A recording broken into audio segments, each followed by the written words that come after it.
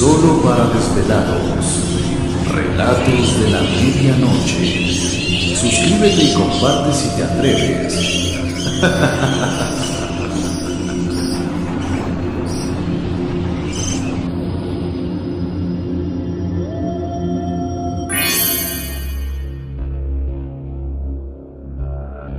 ¿Insomnio? Turno de noche. Eres un alma trasnochadora. El miedo es el compañero perfecto para las horas más oscuras. Bienvenido al rincón donde la noche nunca termina y las sombras tienen voz. Solo para desvelados es tu dosis semanal de terror literario, especialmente diseñada para acompañar a quienes viven la noche, trabajadores nocturnos, estudiantes o cualquiera que luche contra el insomnio y busque una experiencia escalofriante para llenar las largas horas de la madrugada. Sumérgete en historias originales, todas escritas y narradas por mí, el autor, garantizando relatos frescos y profundamente inmersivos que no encontrarás en ningún otro lugar. Aquí, la ficción se siente aterradoramente real. Activa la campana de notificaciones para que no te pierdas el próximo escalofrío. Prepárate, baja las luces y quédate despierto. Guayar, Claudio Darío.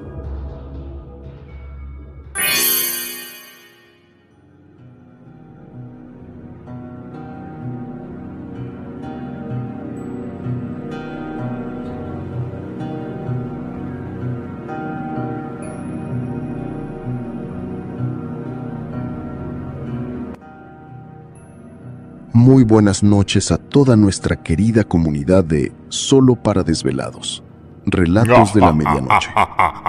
Es un verdadero privilegio darles la bienvenida una vez más a este rincón de la penumbra, el espacio donde la realidad se desdibuja y las sombras de la madrugada cobran voz. Les saludamos con la cordialidad y el respeto de siempre, agradecidos de que nos elijan para acompañar sus horas de desvelo.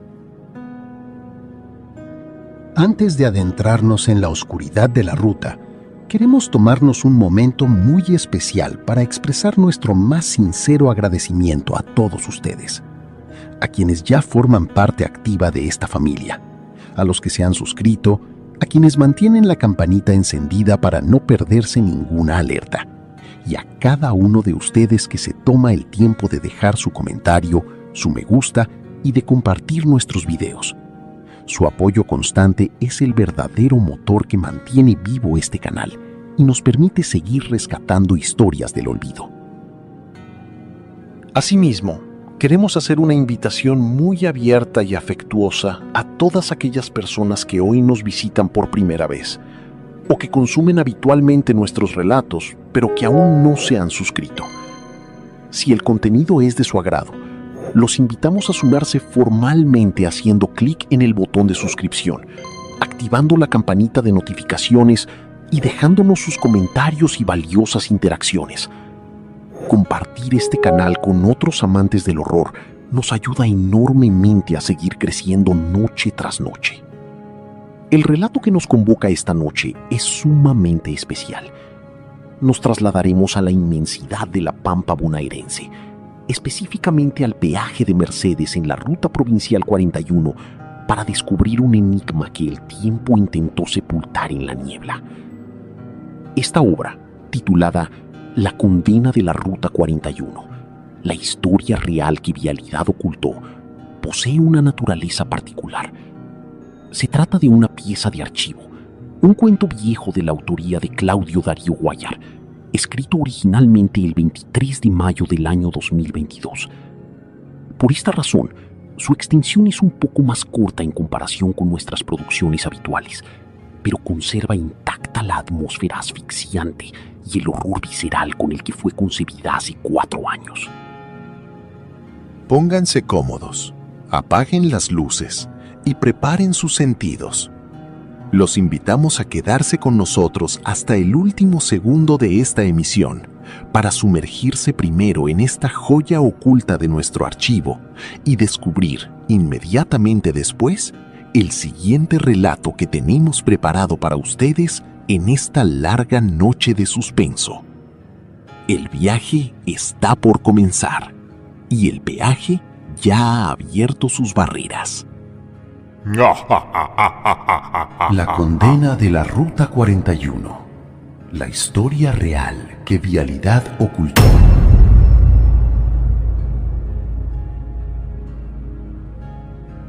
Capítulo 1. La rutina de la medianoche. La noche en la pampa bonaerense tiene un silencio diferente. No es el silencio de una habitación vacía. Es un silencio pesado, cargado, que parece respirar entre los pastizales.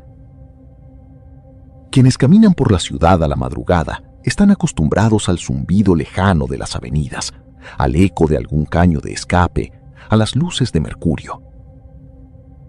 Pero acá afuera, en el peaje de Mercedes, sobre la ruta provincial 41, en el tramo que conecta con San Andrés de Giles, el mundo se termina donde mueren los focos amarillos de las cabinas. Allí trabajaba Laura. Durante casi 4 años, su vida se había medido en turnos rotativos. Pero el peor de todos, el que le carcomía las ideas y le deformaba el sueño, siempre era el mismo: el turno noche, de 10 de la noche a 6 de la mañana. 8 horas metida adentro de un cubículo de cemento y vidrio de 2 metros por 2, viendo pasar las vidas de los demás a través de una ventanilla corrediza. A la medianoche, el movimiento ya empezaba a morir. La Ruta 41 se convertía en una vía traicionera, uniendo pueblos, cruzando campos de soja y estancias oscuras en medio de la nada. A esa hora, el frío del invierno se empezaba a colar por debajo de la puerta de chapa de la cabina. Lo primero que hacía Laura era la rutina de supervivencia: encender la estufa eléctrica, esa de 2 velas de cuarzo que hacía un zumbido molesto pero constante, acomodar el termo de acero sobre el mostrador de madera gastada y cebar el primer mate de la noche, amargo, bien caliente, para ganarle al entumecimiento de los dedos. El trabajo la volvía autómata. Su cabeza se había acostumbrado al chasquido metálico de la tiquetera, al conteo de los billetes de 1,000 y 2,000 pesos, todos arrugados, gastados por las manos de los camioneros. Al principio, la noche transcurría con normalidad. Pasaban los de siempre. Cerca de las 12:15, frenó el interno 45 de la empresa Atlántida. El chofer, un tipo gordo de anteojos que ya le conocía la cara, detuvo el colectivo con un suspiro neumático. El hombre abrió la ventanilla, le estiró el dinero exacto y le dio un cabeceo cansado. Buenas noches, Laurita. Está bajando un frío de locos del lado del río Luján. Cuídate. Le dijo con la voz ronca de tanto tomar café de parador. Ella le devolvió el ticket, tocó el botón, la barrera plástica se levantó con un siseo y el micro se perdió en la negrura de la ruta, dejando el olor a gasoil flotando en el aire. Media hora después llegó el Vasco, un camionero que transportaba hacienda desde Navarro. El tipo frenó el tremendo camión térmico, apoyó el brazo tatuado en la ventanilla alta y le dejó sobre el mostrador un paquete de galletitas de agua a medio empezar. Toma, flaca, para que no te duermas. Ojo, más tarde. Pasé por el puente del arroyo y la niebla está brotando del pasto. No se ve un carajo a 3 metros. Advirtió antes de meter la primera marcha y hacer rugir el motor. Su camión se alejó. Las luces traseras rojas fueron parpadeando entre los árboles de la banquina hasta que desaparecen. Y ahí fue donde el verdadero turno noche empezó.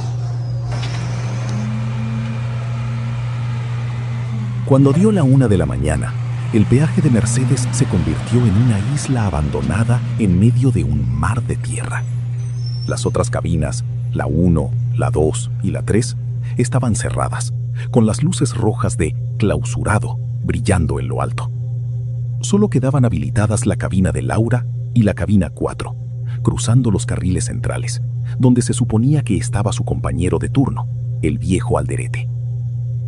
Pero desde su posición, entre la llovizna finita que había empezado a caer y el reflejo amarillento de los reflectores sobre los reflectores mojados, ella apenas llegaba a distinguir la silueta de aquel cubículo. El asfalto parecía un espejo negro que deformaba las pocas luces del lugar. Laura se sentó y miró el reloj de la computadora. La 1:15. El tiempo en la ruta no corría, se arrastraba. El zumbido de la estufa eléctrica se le metía en los oídos como un mantra. Afuera, las luces altas de un auto familiar iluminaron la niebla que empezaba a avanzar, despacio, como dedos de humo blanco gateando por la banquina. Era un coche moderno, con los chicos durmiendo en el asiento trasero con las mantas hasta el cuello. El padre asomó la cabeza por la ventanilla buscando indicaciones. Discúlpame, ¿falta mucho para la próxima IPF? Tenía la voz cansada de los viajes largos. Laura le habló con tranquilidad. Le cobró, le dio las indicaciones necesarias y le deseó buen viaje.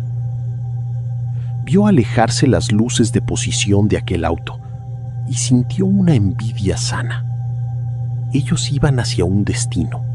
Ellos iban a llegar a una casa templada. Ella se quedaba allí, en el medio de la nada, esperando que las horas pasaran. Miró el pastizal al costado de la ruta. En la oscuridad, los eucaliptos altos parecen gigantes negros moviéndose con el viento. El frío ya no era solo ambiental. Se sentía en el pecho, un presentimiento tonto, de esos que dan cuando se pasan demasiadas horas en soledad. Se acomodó la campera térmica de la empresa. Se refregó los ojos cansados y volvió a mirar el asfalto, esperando ver el destello de unos faros lejanos, cualquier cosa que la devolviera a la realidad. Pero la Ruta 41 estaba completamente vacía. No venía nadie del lado de Giles. No venía nadie del lado de Mercedes. Solo el silencio del campo. Un silencio sordo, espeso, que se empezaba a tragar el ruido de la estufa, el siseo de la radio y hasta los latidos de su propio corazón. Dieron las 2 de la mañana y la niebla, pesada y muda, terminó de tapar la barrera. Capítulo 2. El aislamiento y la señal muerta. A partir de las 2 de la mañana, la atmósfera en el peaje de Mercedes se transformó por completo. La niebla, que antes se arrastraba tímidamente entre los pastizales de la banquina, se convirtió en una pared blanca, espesa y helada, que lo devoró absolutamente todo. Ya no era solo que la visibilidad se hubiera reducido a cero. Era la sensación física de que el resto de la provincia de Buenos Aires había desaparecido detrás de esa cortina de vapor húmedo. Las luces amarillas de los reflectores superiores apenas lograban perforar 1 metro hacia adelante, rebotando contra la masa blanca y creando un resplandor fantasmal que encandilaba los ojos de Laura. El asfalto, antes visible, se transformó en una mancha negra que moría a los pocos pasos de su cabina. El silencio que se instaló en el lugar era artificial, casi sólido. Laura intentó sintonizar alguna radio AM en la vieja tartera que tenía sobre un estante metálico, buscando desesperadamente la compañía de alguna voz humana que la rescatara de la monotonía de la madrugada.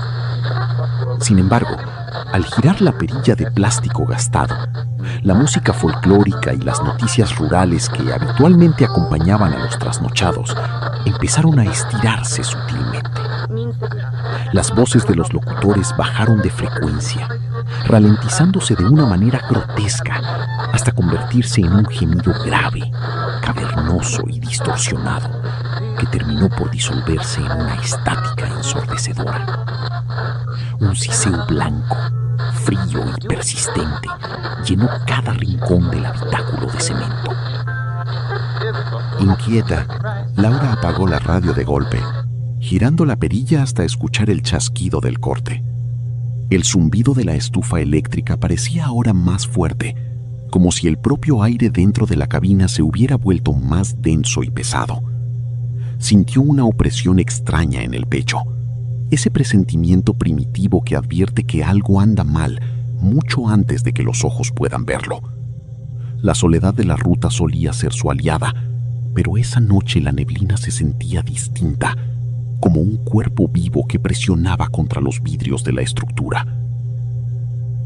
Decidió estirar el brazo y tomar el handy negro de la empresa para comunicarse con el supervisor en la oficina central o con Alderete, el compañero que debía estar cumpliendo el turno en la cabina 4, unos carriles más allá. Apretó el botón lateral con el pulgar y habló con voz firme, intentando disimular el nerviosismo que le subía por la nuca. Alderete, ¿me escuchás? Se vino toda la niebla de golpe. ¿Viste si viene algún camión del lado de Mercedes o se informaron de algún corte en Giles? Soltó el botón. La respuesta no fue la voz cansada y quejosa del viejo Alderete, ni el chasquido habitual de la frecuencia de radio de la empresa. Del parlante del handy brotó un siseo helado, seguido inmediatamente por el sonido rítmico, pausado y lejano de una respiración pesada. Alguien o algo estaba del otro lado de la línea, respirando con una dificultad asmática directamente en el micrófono. Laura tragó saliva, sintiendo que un escalofrío helado le recorría la columna vertebral. El aire dentro de la cabina pareció bajar varios grados de golpe. Alderete, déjate de joder, viejo. No estoy para bromas a esta hora de la madrugada. Habla bien si me escuchás. Volvió a decir, presionando el plástico con más fuerza. Pero la respiración en el handy solo se volvió más profunda, constante, acompañada sutilmente por un crujido metálico intermitente, como si del otro lado estuvieran arrastrando una cadena pesada o una chapa oxidada sobre el cemento mojado del carril. El sonido era tan nítido que Laura sintió el impulso instintivo de apartar el aparato de su oreja. Dejó el handy sobre el mostrador de madera, con la mano temblando de forma perceptible. Se pegó al vidrio de la cabina, entornando los ojos y tapándose los costados de la cara con las manos para evitar el reflejo de la estufa y poder mirar hacia afuera. La cabina 4, que estaba a escasos 10 metros cruzando las vías centrales de los camiones, ya no era visible. Ni siquiera la potente luz roja de su techo lograba distinguirse a través de la masa blanca.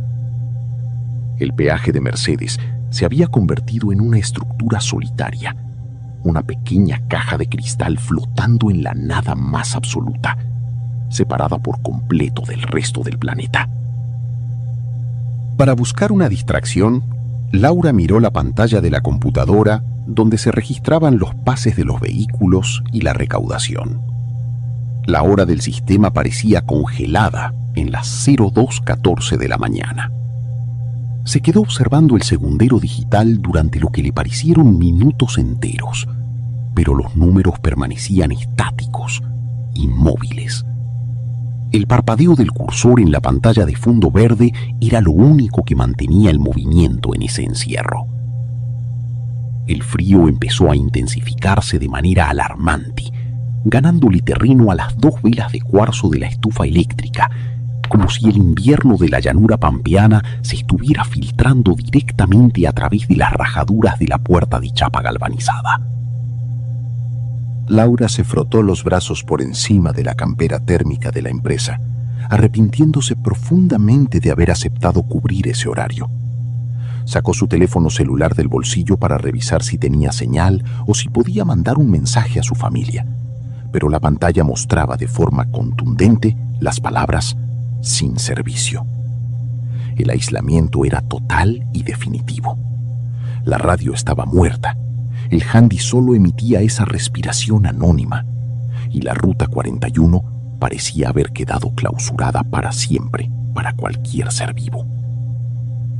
Pasaron los minutos en ese estado de suspensión, donde cada crujido de la estructura de chapa se magnificaba.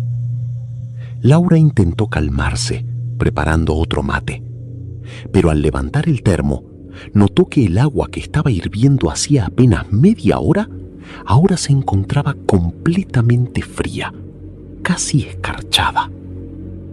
Una sensación de desamparo absoluto la invadió. Estaba sola en el medio del campo, rodeada por kilómetros de estancias oscuras y pastizales que cobraban formas extrañas bajo la influencia de la niebla. Fue en ese preciso instante, cuando el silencio se volvía más insoportable y pesado, cuando escuchó el primer sonido real proveniente del exterior. No era el viento, ni el siseo de la llovizna. Fue un golpe seco, sordo y puramente metálico que retumbó con fuerza en algún lugar debajo del asfalto mojado, como si una gran masa de hierro viejo se hubiera asentado de golpe sobre el carril. El eco del impacto vibró en los vidrios de la cabina, haciendo que Laura diera un paso atrás, apartándose de la ventanilla. Inmediatamente después, el silencio volvió a reinar, pero la neblina comenzó a agitarse en el fondo del carril número 1. 2 círculos perfectos de una luz amarilla, mortecina y sucia, empezaron a dibujarse lentamente en la blancura. No se escuchaba el rugido de un motor, ni el rodar de las cubiertas sobre el pavimento húmedo, ni el chillido de los frenos. Solo el avance paulatino de esos 2 faros antiguos que cortaban la niebla como 2 ojos enfermos, acercándose centímetro a centímetro hacia la barrera baja de la cabina de Laura. Capítulo 3. El Ford Falcon negro. Los 2 faros amarillos continuaron su avance con una lentitud exasperante, flotando en la masa blanca de la niebla como 2 ojos flotando en el vacío. Laura se quedó inmóvil, pegada al mostrador de madera de la cabina, conteniendo la respiración mientras el vehículo terminaba de materializarse frente a su ventanilla. No se escuchaba el traqueteo metálico de un escape, ni el roce de los neumáticos contra el pavimento mojado, ni el clásico rumor de la transmisión. Era un avance completamente mudo, una silueta pesada que cortaba el vapor helado de la madrugada de una manera antinatural. Cuando la trompa del coche finalmente tocó el límite del carril número 1, rozando casi la barrera plástica, las luces mortecinas iluminaron el habitáculo de cemento. Era un Ford Falcon. Un modelo antiguo, de un color negro opaco y sin brillo, devorado por el óxido en los guardabarros y con las llantas de chapa desprovistas de cualquier taza cromada. El coche regulaba tan bajo que parecía estar al borde de apagarse, emitiendo un imperceptible temblor que se transmitía por el suelo de cemento, pero sin generar un solo decibel de sonido en el aire. Laura sintió que la boca se le secaba de inmediato. El vehículo arrastraba una atmósfera pesada, densa, que parecía emanar directamente de su chapa gastada. Los vidrios estaban completamente polarizados, cubiertos por una capa grasienta de llovizna y hollín que impedía ver absolutamente nada de lo que ocurría en el habitáculo. Ninguna silueta se recortaba detrás del parabrisas. El interior era un bloque de oscuridad impenetrable que contrastaba con el resplandor amarillento de las luces del peaje. Laura tragó saliva y, haciendo un esfuerzo supremo por recuperar su rutina profesional y sacudirse el frío que le trepaba por las piernas, digitó mecánicamente la tarifa en la pantalla táctil de la tiquetera. El aparato emitió su característico chasquido electrónico y el papel térmico asomó por la ranura, rompiendo por un segundo el silencio sepulcral de la cabina. Ella estiró la mano hacia la ventanilla corrediza de vidrio. La abrió apenas unos centímetros para no dejar entrar el frío extremo del exterior y esperó a que el conductor hiciera su movimiento. Sin embargo, el vidrio del coche permaneció cerrado. Nadie estiró un brazo con los billetes. Nadie hizo un ademán. Nadie encendió la luz de cortesía del techo para buscar cambio en la guantera. El falcón negro se quedó allí, estático, como un bloque de hierro abandonado sobre el carril, con el capó húmedo humeando levemente bajo los focos de la estación.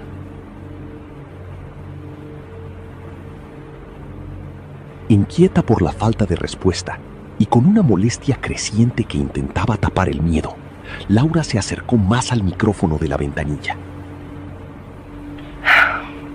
Buenas noches. Son 2,000 pesos. Su propia voz sonó extraña, amortiguada por la densidad de la niebla que se colaba por la abertura del vidrio. Del otro lado, no hubo contestación. El vehículo continuó inmóvil, con los faros delanteros fijos en la base de la barrera de plástico. Laura suspiró con frustración, mirando de reojo el handy que seguía sobre el mostrador. Pero el aparato permanecía en un silencio absoluto, habiendo cesado incluso la respiración misteriosa de hacía unos minutos. Decidida a terminar con la situación para poder volver a esconderse del frío, Laura abrió por completo la ventanilla corrediza y se asomó levemente, exponiendo la cara a la llovizna helada de la Ruta 41. Señor, por favor, el peaje. Si no tiene efectivo, puede pagar con la tarjeta o el código QR, pero apúrese, que tengo el sistema abierto. Volvió a exclamar, levantando el tono de voz para que traspasara el blindaje aparente del coche. Tampoco hubo respuesta. El silencio del campo pareció cerrarse más sobre el peaje, volviendo el aire casi irrespirable. Llevada por una mezcla de imprudencia y desesperación, Laura extendió el cuerpo hacia afuera de la cabina, estiró el brazo izquierdo y golpeó el vidrio del conductor del Falcon con los nudillos 3 veces. El sonido de los golpes contra el cristal sonó seco, sordo, como si estuviera golpeando una pared de piedra maciza y no una ventanilla de automóvil. Al pegar el rostro a escasos centímetros del vidrio polarizado, intentando forzar la vista para distinguir si el chofer se había descompuesto o si se trataba de una broma de pésimo gusto, Laura notó algo que le heló la sangre. El vidrio reflejaba su propia cara desfigurada por el terror, pero a través de la superficie grasienta, notó que el asiento del conductor estaba completamente vacío. El volante de baquelita negra permanecía inmóvil, flotando en una penumbra densa, sin que nadie lo sostuviera. No había piernas en los pedales, no había una silueta en el respaldo. El auto estaba completamente desierto, pero el motor seguía ejerciendo esa vibración invisible en el suelo. Laura sintió un vacío espantoso en el estómago e intentó retirar el cuerpo hacia el interior de su cubículo para cerrar la ventanilla con llave. Pero antes de que pudiera retraer los brazos, un fenómeno físico horroroso se desató ante sus ojos. El vidrio polarizado del conductor del Falcon no bajó ni se trizó de forma normal. De golpe estalló hacia adentro con un estallido seco y ahogado. Una deflagración que no arrojó pedazos hacia afuera, sino que succionó el cristal hacia el interior de la cabina del auto, reduciéndolo a miles de astillas de un material negro y brillante que cayeron sobre las alfombras invisibles del coche. El olor que escapó del interior del Falcon en ese instante cruzó el espacio y golpeó el rostro de Laura con la fuerza de un golpe físico. Era un tufo insoportable a encierro prolongado, atapizado podrido por la humedad del agua estancada, mezclado con el hedor dulce, pastoso y nauseabundo de las flores muertas en los cementerios abandonados. Era el olor de una tumba que había permanecido sellada durante décadas en el corazón de la pampa y que acababa de abrirse de golpe en el medio de la madrugada. Laura se tapó la nariz con la mano, ahogándose, mientras sus ojos se llenaban de lágrimas por el ácido de la atmósfera que brotaba del vehículo. Intentó retroceder, horrorizada, buscando el picaporte de la puerta trasera de chapa para escapar corriendo hacia los campos. Pero sus piernas no respondieron. quedando paralizada por la visión de lo que empezaba a emerger desde la profunda oscuridad del asiento vacío. Capítulo 4. El agarre del frío. El hedor a tumba y a tapizado descompuesto que brotaba del interior del Ford Falcon negro se volvió tan denso que el aire dentro de la cabina de peaje se volvió casi sólido, una masa irrespirable que le quemaba la garganta a Laura. Paralizada por el pánico, con la espalda pegada fuertemente contra el tablero de control y la tiquetera electrónica, la joven no podía apartar los ojos del marco de la ventanilla, que acababa de estallar hacia adentro. La oscuridad del habitáculo del coche parecía moverse, una penumbra espesa que cobraba volumen propio bajo los mortecinos tubos fluorescentes de la estación de Mercedes. Entonces, desde el fondo de ese asiento vacío, algo comenzó a desplazarse hacia la abertura. No fue un movimiento rápido, sino una progresión lenta, pesada, cargada de una malevolencia ancestral. Una extremidad se asomó por el marco del vidrio roto. No era una mano humana.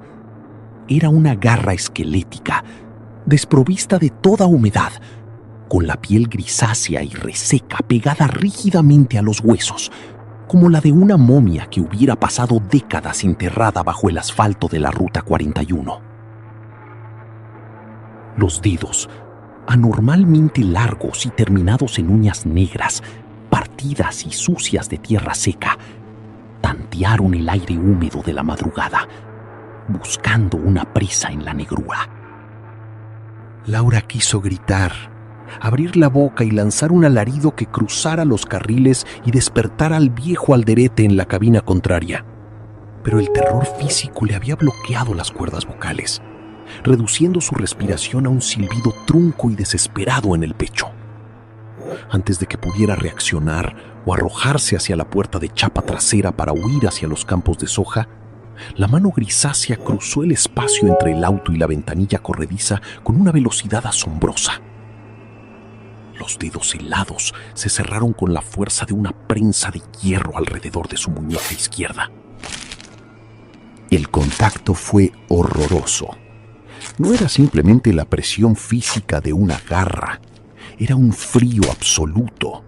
Un frío que no pertenecía al invierno de la provincia de Buenos Aires, sino al fondo de una fosa común. Laura sintió cómo ese frío extremo le atravesaba la tela de la campera térmica de la empresa, perforaba su piel y se le metía directamente en la médula de los huesos, anestesiándole el brazo por completo en cuestión de segundos. La sensación era la de estar siendo sostenida por un bloque de hielo que quemaba y carcomía la carne. Soltame. Por favor, soltame. Logró balbucear finalmente, con las lágrimas rodando por sus mejillas, mientras intentaba, con una desesperación ciega, tironear hacia atrás. Apoyó los pies contra la base del mostrador de madera gastada y empujó con todas sus fuerzas. Pero la criatura que permanecía oculta en la penumbra del Falcon negro ni siquiera se inmutó. La fuerza de ese agarre era sobrehumana, inhumana.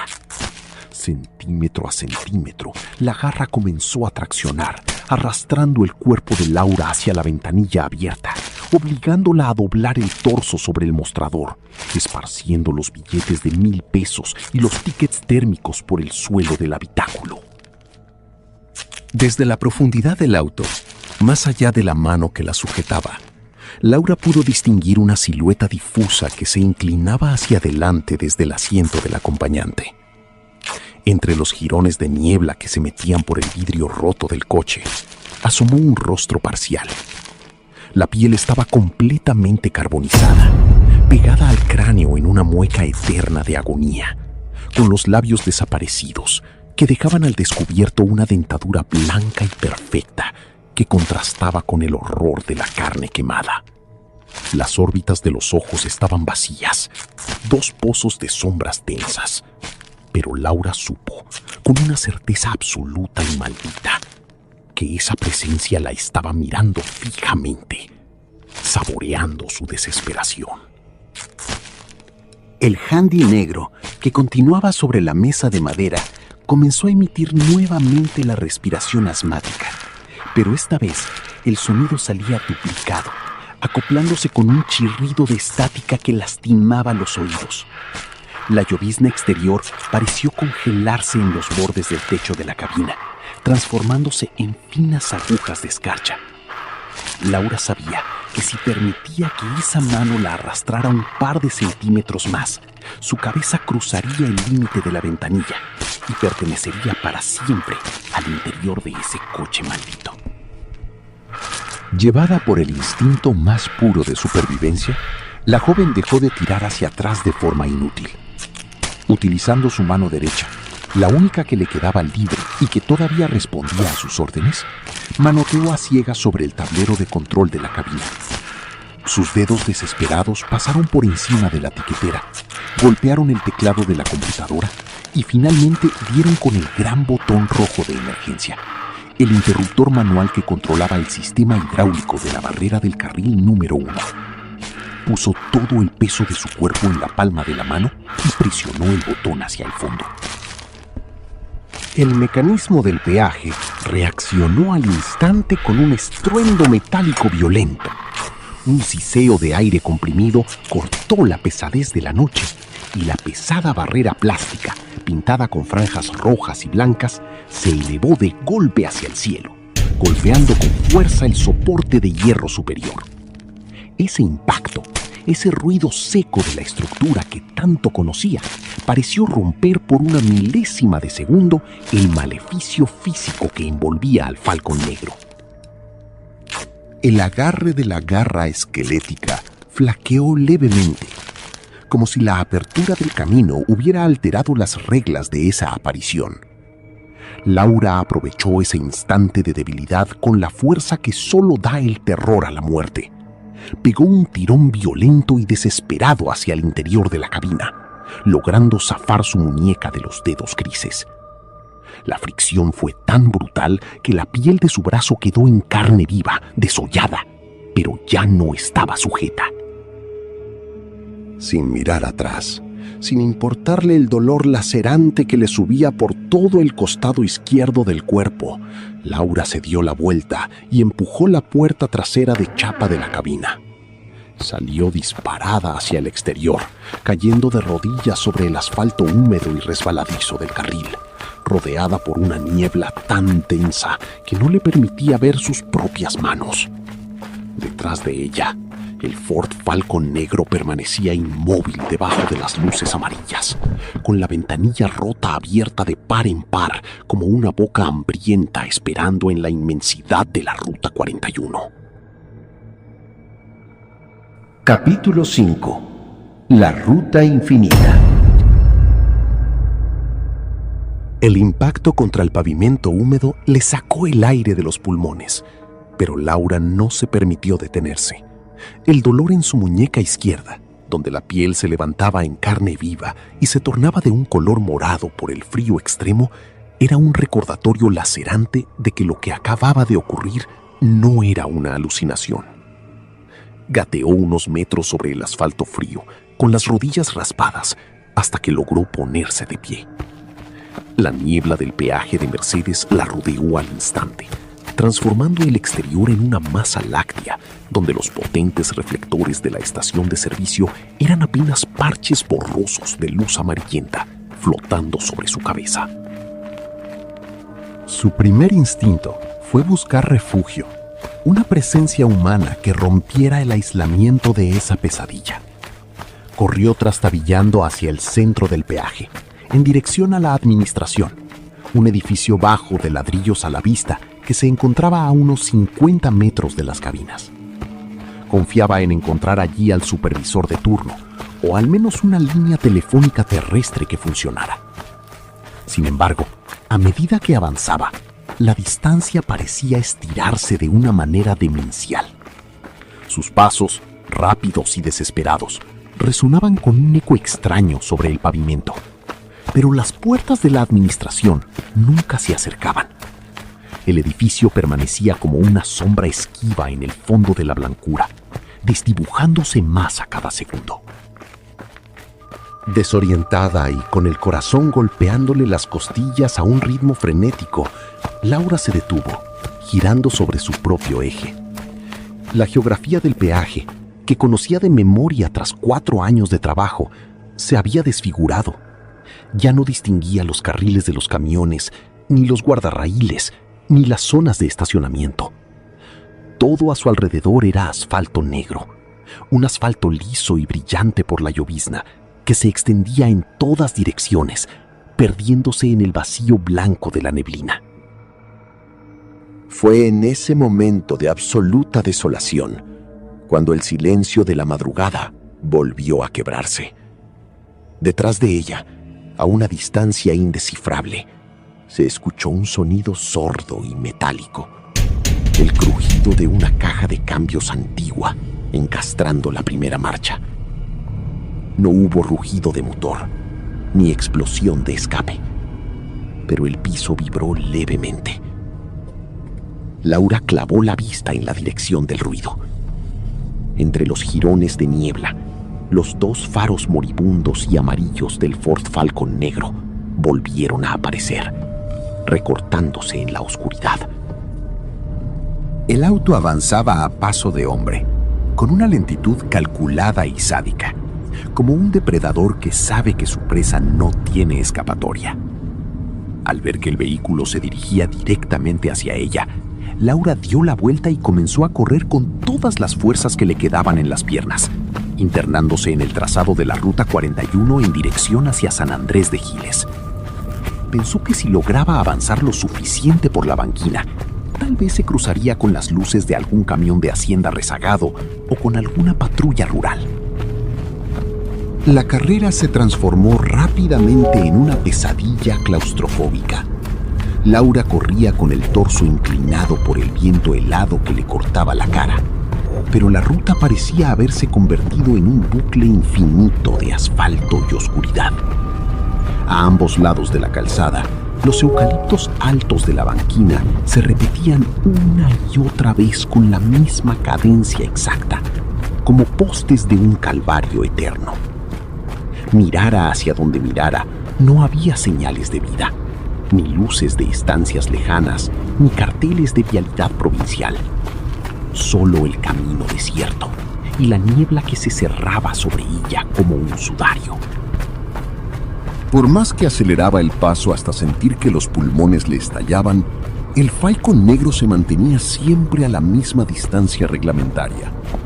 Sus faros amarillos le iluminaban los talones, proyectando su propia sombra deformada y agigantada hacia la negrura que tenía por delante. La persecución no tenía prisa. El coche maldito disfrutaba del desgaste de su víctima. Llevada por la desesperación, Laura cometió el error de mirar hacia atrás mientras corría.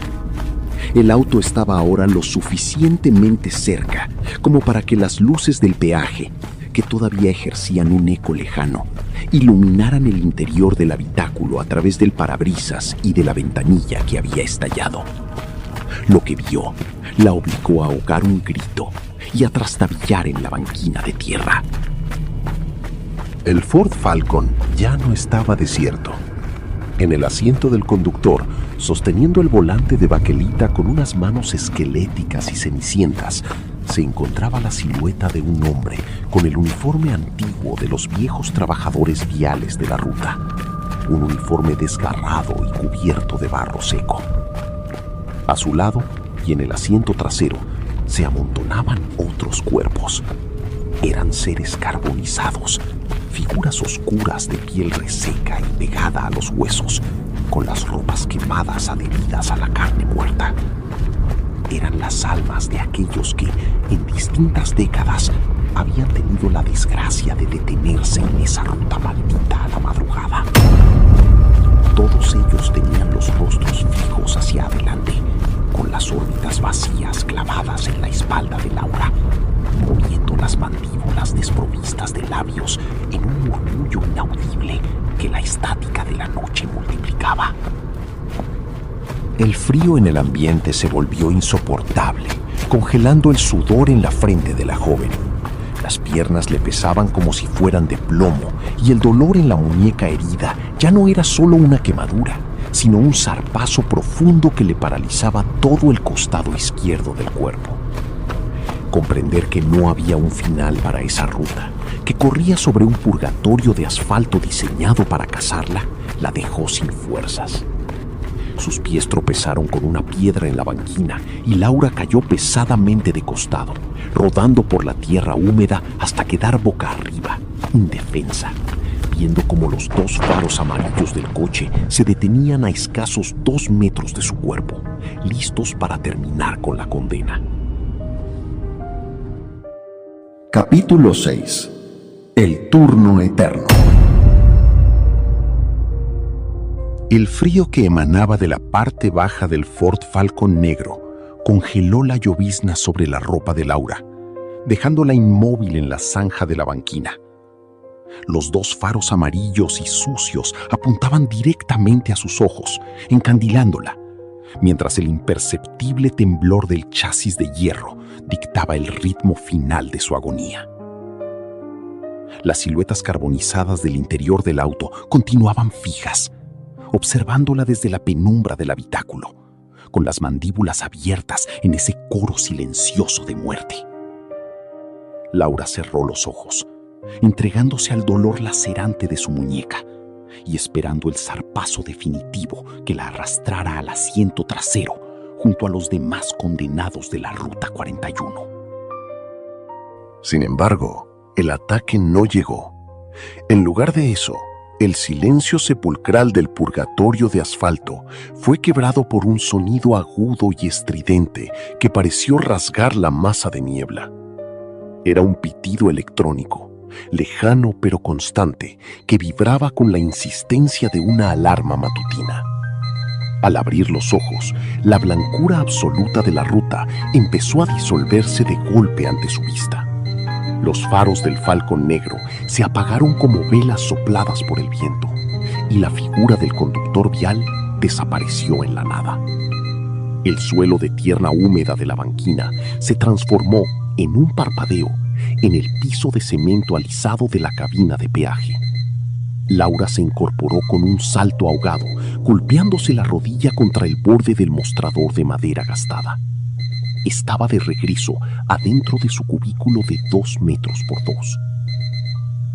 El zumbido de la estufa eléctrica de 2 velas de cuarzo seguía sonando con normalidad, y el handy negro descansaba sobre la mesa, emitiendo apenas un siseo tenue de estática común.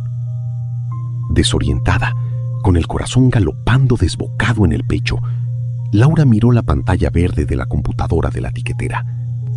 El cursor titilaba con calma y el reloj del sistema marcaba las 05:45 de la mañana.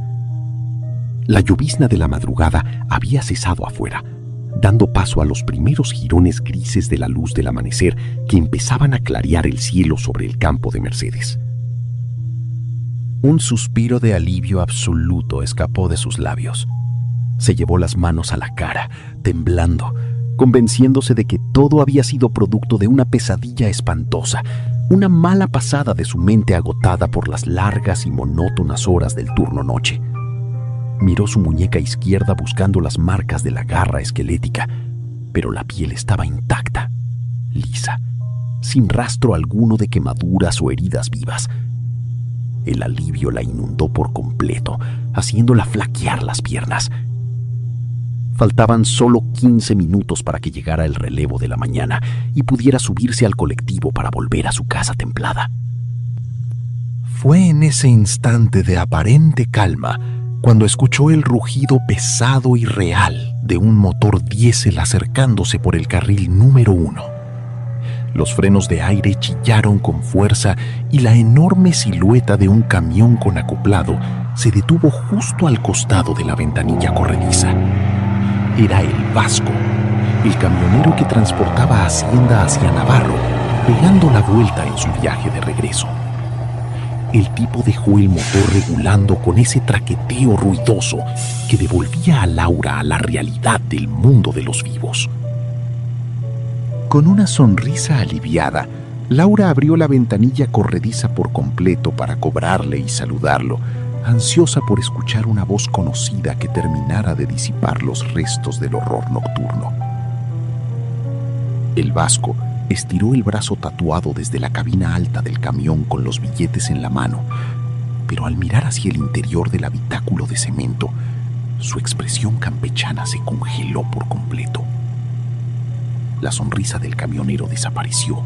Sus ojos se abrieron desmesuradamente, llenos de un pánico genuino, y la mano que sostenía el dinero empezó a temblar en el aire. ¿Laurita? ¿Qué te pasó en la cara, flaca?, preguntó el camionero con una voz ronca que delataba un miedo profundo. Laura, extrañada por la reacción, frunció el ceño e intentó responderle que solo estaba cansada por el largo turno de la madrugada. Sin embargo, al abrir la boca, no logró emitir ningún sonido humano. De su garganta solo escapó un siseo helado, un eco lejano de estática de radio mezclado con el sordo silbido del viento del campo. Asustada por su propia voz, Laura miró el reflejo de los vidrios polarizados de la cabina del camión, que funcionaban como un espejo perfecto bajo la luz grisácea del amanecer. El grito de horror quedó atrapado en su pecho al ver su propia imagen. La mujer que la miraba desde el reflejo ya no era la Laura de siempre. Su piel estaba completamente reseca, grisácea y pegada a los huesos del cráneo de forma rígida, desprovista de toda humedad. Las órbitas de sus ojos eran dos pozos de sombras densas y oscuras, y su muñeca izquierda, oculta bajo la manga, goteaba una escarcha negra que caía sobre la madera del mostrador. El vasco, preso del terror, guardó el dinero, metió la primera marcha de golpe y aceleró el camión térmico a fondo. El vehículo salió disparado del peaje, rompiendo la barrera plástica de un golpe seco y perdiéndose a toda velocidad en la cinta asfáltica de la Ruta 41.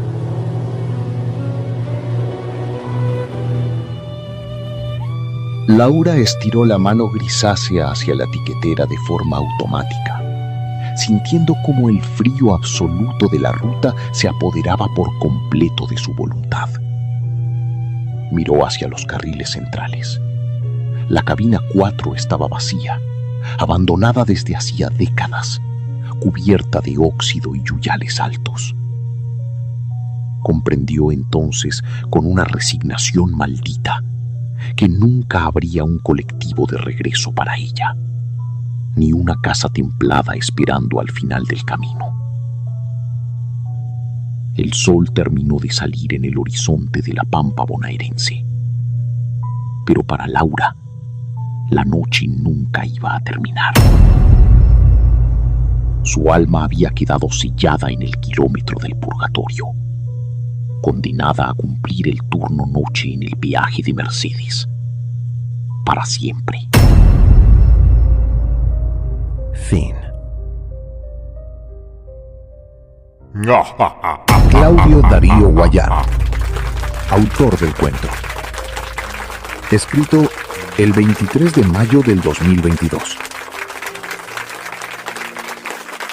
Y con el sol asomando tímidamente sobre el horizonte de la Ruta 41, llegamos al desenlace de esta emisión.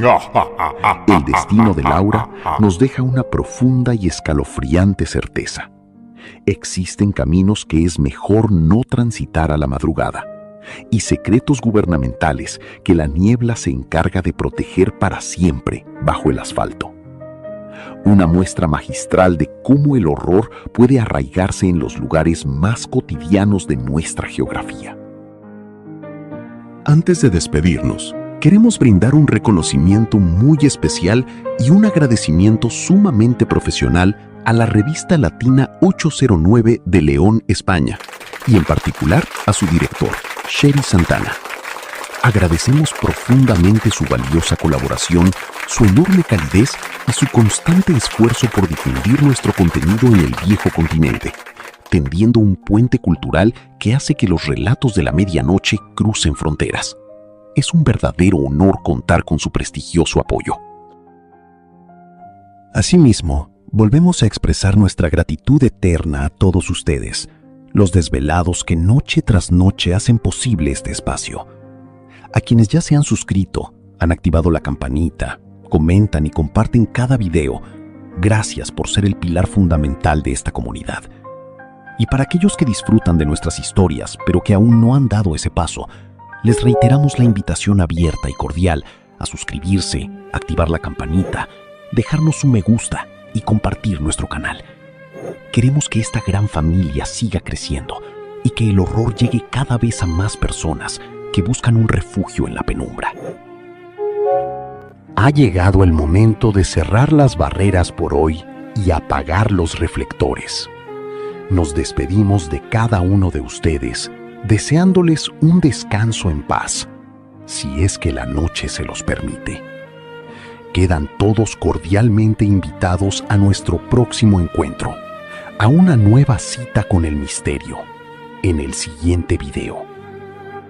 Esto fue Solo para Desvelados, Relatos de la Medianoche, de la mano de Claudio Darío Guayar. Muchas gracias por estar ahí y hasta la próxima madrugada.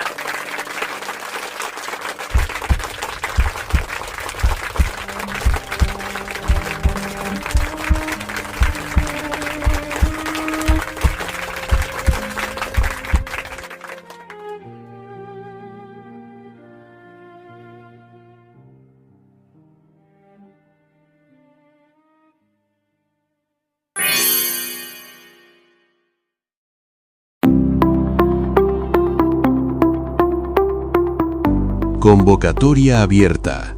Proyecto de accesibilidad en YouTube. LSA. Hola a todos. Mi nombre es Claudio Darío Guayar y junto a Laura Marisa Torres estamos en la búsqueda de un colaborador o colaboradora con conocimientos en lengua de señas argentina, LSA, que quiera sumarse a un proyecto de inclusión en nuestros canales de YouTube. Nuestra meta es que las personas sordas dejen de estar excluidas del contenido de relatos y puedan disfrutar de nuestras producciones de la misma manera que el resto de la audiencia. Sobre los proyectos, Solo para Desvelados, Relatos de la Medianoche, mi canal dedicado a relatos de terror y suspenso.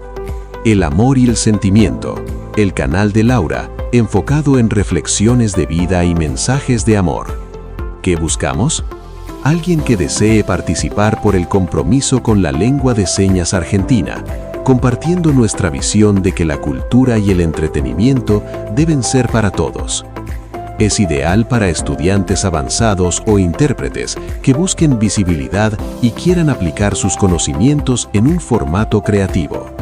Lo que ofrecemos: créditos completos en cada video y en la descripción. Difusión mutua en nuestras redes sociales y comunidades. La satisfacción de abrir una puerta que hoy está cerrada para muchos en el mundo de los relatos en español. Si te apasionan las historias de terror o los mensajes de reflexión y quieres ayudarnos a que el contenido sea realmente para todos, queremos hablar con vos. Contacto: Claudio, +54 9 387 440-7570. Claudio Guayar 31 @gmail.com. Laura, +54 9 11 3826 1256. El amor y el sentimiento @gmail.com. Queremos expresar nuestro más profundo agradecimiento a todas las personas que se han tomado el tiempo de leer este mensaje y considerar nuestra propuesta. Valoramos enormemente su interés y el respeto hacia esta iniciativa que busca derribar barreras en el mundo digital. Gracias por ayudarnos a difundir, por sus palabras de aliento y por compartir la visión de que el contenido de calidad ya sea desde el suspenso o la reflexión, debe ser accesible para todos sin distinción. Gracias por ser parte de este camino hacia una comunidad más inclusiva. Con gratitud y respeto, Claudio Darío Guayar y Laura Marisa Torres.